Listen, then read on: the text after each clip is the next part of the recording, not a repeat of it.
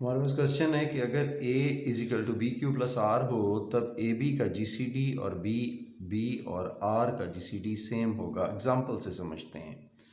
अगर मैं 17 को 2 पे डिवाइड करता हूँ तो 2 8 16 1 reminder I can write it 7 is equal to 2 multiply 8 plus 1। Okay, तो यहाँ पर हमारे पास a क्या है? a हमारे पास 17 है, a 17 है और ये जो है ये b है, ये q है और ये r है। तो a और b का GCD यानी 17 और 2 का GCD देखिए रिलेटिव प्राइम है, इनका 1 से बड़ा कोई कॉमन डिवाइज़र नहीं है, ग्रेटेस्ट कॉमन डिवाइज़र इनका 1 है। ये a है, ठीक है, ये a है, ये b है और ये इनका GCD है, ठीक है, 1 है। और अब b और r यानी 2 और 1, देखें b की जगह पे 2 है और 1 की जगह पे r है, तो ये भी देख रहे हैं हम कि 1 ही आता है, ये दोनों का ग्रेटेस्ट कॉमन डिवाइज़र 1 ही आता है। तो यही हमने साबित करना है कि ए बी का GCD और बी आर का GCD सेम होता है। हम फर्स्ट क्या करते हैं जी, सॉल्यूशन में हम लेट करते हैं, लेट ए और बी का GCD D1 ले लेते हैं हम, और बी और आर का GCD D2 हम कहते हैं। दो मुख्तलिफ हैं जी। अब आगे चलते हैं, देखते हैं। तो यहाँ पर इसको हम 1 कह देते हैं, इसको हम 2 कह देते हैं। तो फ्रॉम वन अगर ये इन दोनों का ग्रेटेस्ट कॉमन डिवाइज़र है, यानी डिवाइज़र है, तो D1 A को भी डिवाइड करेगा और D1 B को भी डिवाइड करेगा। देन डेफिनेटली D1 R को भी डिवाइड करेगा। क्यों? Because A is equal to b q plus r है, ये गिवन है हमारे पास। देखिए जी, अगर D1 B को डिवाइड करता है, यहाँ पे D1 B को डिवाइड करता है, तो D1 B को किसी भी चीज़ से मल्टीप्लाई करेंगे उसको भी करेगा।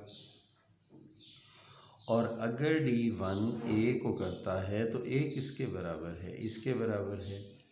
D1 जो है वो बी क्यू प्लस आर को भी करेगा, ठीक है ना। तो बी क्यू को तो करता ही करता है, इसका मतलब है कि D1 जो है वो आर को भी करता है। अगर इन दोनों के एडिशन को कर रहा है और इसको कर रहा है तो इसको भी करेगा ना। तो हमने कहा D1। Similarly from second D2 जो है वो अगर B को करता है और D2 जो है वो R को करता है, अगर इन दोनों का ग्रेटेस्ट कॉमन डिवाइज़र है तो इन दोनों को डिवाइड कर रहा है ना। तो इसका मतलब क्या हुआ?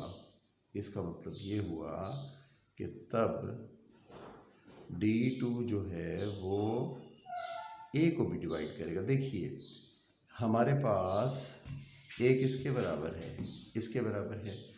अगर D2 B को डिवाइड कर रहा है, इसको डिवाइड कर रहा है, और D2 जो है वो R को डिवाइड कर रहा है, इसको भी डिवाइड कर रहा है, तो D2 B को कर रहा है तो इसको किसी चीज़ से मल्टीप्लाई करेंगे उससे भी करेगा।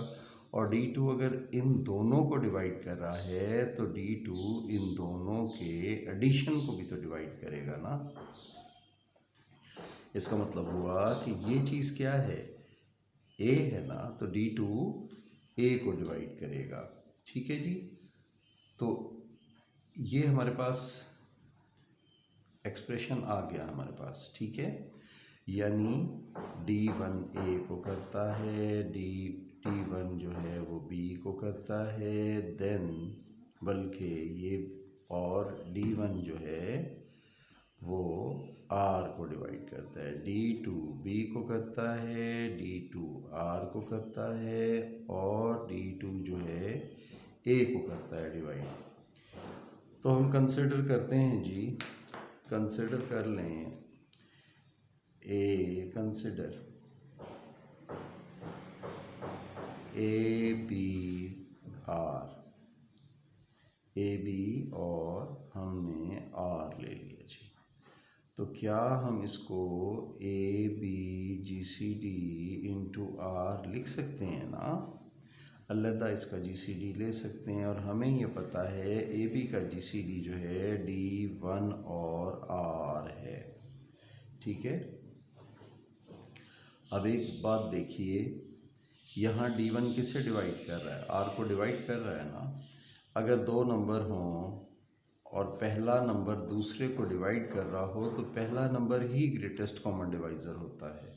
तो इसका मतलब है कि D1 इसका ग्रेटेस्ट कॉमन डिवाइज़र आ गया। इसी तरह अगर मैं दोबारा लेता हूँ, आल्सो सिमिलरली ए बी और आर लेता हूँ और यहाँ पर ए और बी आर का एलसीएम ले लेता हूँ, ठीक है जी।